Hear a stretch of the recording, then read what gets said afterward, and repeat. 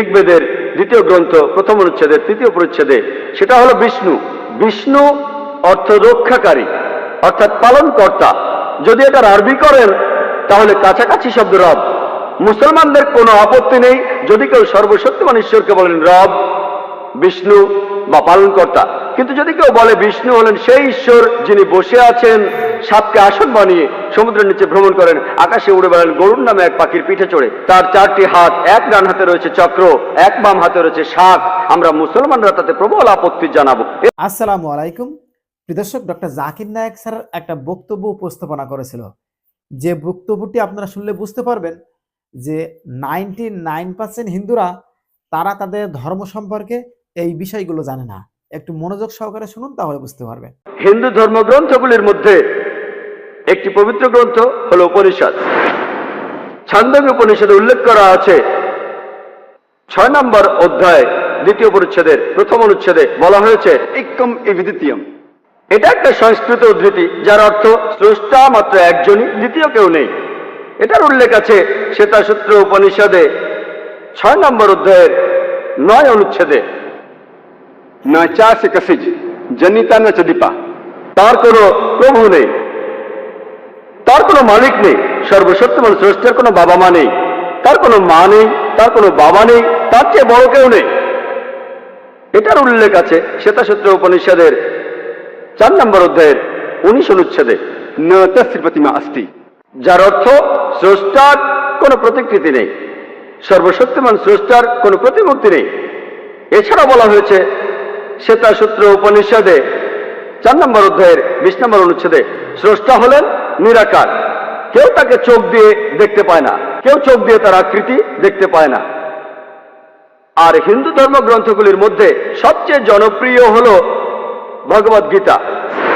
এটার উল্লেখ আছে ভগবদ গীতায় 7 নম্বর অধ্যায়ের 20 নম্বর অনুচ্ছেদে, সেই সব লোক যাদের বিচার বুদ্ধি কেড়ে নিয়েছে জাগতিক আকাঙ্ক্ষা, তারা অপদেবতার উপাসনা করে।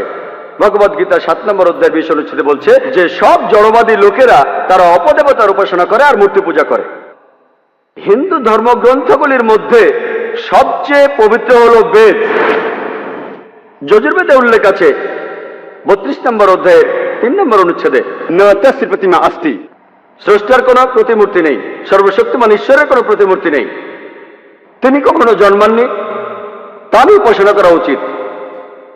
যজুর্বেদে উল্লেখ করা আছে 40 নম্বর অধ্যায়ের 8 নম্বর অনুচ্ছেদে, সর্বশক্তিমান ঈশ্বর নিরাকার এবং পবিত্র।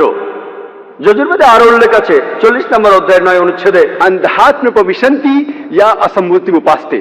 অন্ধাত্মা যার অর্থ অন্ধকার, প্রবিশন্তি অর্থ প্রবেশ করা, আর আসাম্মতি অর্থ প্রাকৃতিক বস্তু যেমন আগুন, বাতাস, পানি। তাহলে যজুর্বেদের 40 অধ্যায় 9 অনুচ্ছেদ বলছে তারা অন্ধকারে প্রবেশ করে যারা প্রাকৃতিক বস্তুর পূজা করে, যেমন আগুন, পানি, বাতাস ইত্যাদি। এখানে আরো উল্লেখ আছে তারা আরো অন্ধকারে প্রবেশ করে যারা পূজা করে সাম্মতি, অর্থাৎ মানুষের তৈরি বস্তু যেমন টেবিল, চেয়ার, মূর্তি ইত্যাদি। এছাড়াও উল্লেখ আছে অথর্ববেদে 20 নম্বর গ্রন্থ 58 নম্বর অনুচ্ছেদের 3য় পরিচ্ছেদে, দেব মহা আসি। সৃষ্টিকর্তা হলেন সুমহান। আর বেদগুলির মধ্যে সবচেয়ে পবিত্র হল ঋগ্বেদ। ঋগ্বেদে উল্লেখ করা আছে 1 নম্বর গ্রন্থ 164 নম্বর অনুচ্ছেদের 46 নম্বর পরিচ্ছেদে, একম সৎ বিপ্র বহুধা বেদান্তে। সত্য একটাই, স্রষ্টা একজনই। জ্ঞানীরা এক স্রষ্টাকে অনেক নামে ডেকে থাকেন। আর একই কথা যে স্রষ্টা একজনই, জ্ঞানীরা তাকে অনেক নামে ডেকে থাকেন। একই কথা আছে ঋগ্বেদের 10 নম্বর গ্রন্থে 114 অনুচ্ছেদের 5ম পরিচ্ছেদে। আর শুধুমাত্র ঋগ্বেদেই 2 নম্বর গ্রন্থের 1 অনুচ্ছেদে একে একে 33টি আলাদা নামে ডাকা হয়েছে সর্বশক্তিমান স্রষ্টাকে। এগুলোর মধ্যে একটি উল্লেখ আছে ঋগ্বেদের 2 নম্বর গ্রন্থ 1 অনুচ্ছেদের 2য় পরিচ্ছেদে, সেটা হলো ব্রহ্মা। ব্রহ্মা শব্দটার অর্থ সৃষ্টিকর্তা। শব্দটার যদি আরবি করেন অর্থ দাঁড়ায় খালিক। মুসলমানদের কোনো আপত্তি থাকবে না যদি কেউ বলে সর্বশক্তিমান ঈশ্বর হলেন খালিক, বা সৃষ্টিকর্তা। কিন্তু যদি কেউ বলে সর্বশক্তিমান ঈশ্বর সৃষ্টিকর্তা, তার 4টি মাথা আছে, প্রত্যেক মাথায় একটি করে মুকুট, আমরা মুসলমানরা প্রবল আপত্তি জানাবো। এছাড়াও আপনি শ্বেতাসূত্র উপনিষদের বিরুদ্ধে যাচ্ছেন। 4 নম্বর অধ্যায়ের 19 অনুচ্ছেদে বলা হয়েছে न तस्य प्रतिमा अस्ति। স্রষ্টার কোনো প্রতিমূর্তি নেই। এছাড়া উল্লেখ আছে ঋগ্বেদের 8 নম্বর গ্রন্থ প্রথম অনুচ্ছেদের প্রথম পরিচ্ছেদে, मां चदनदी संसद।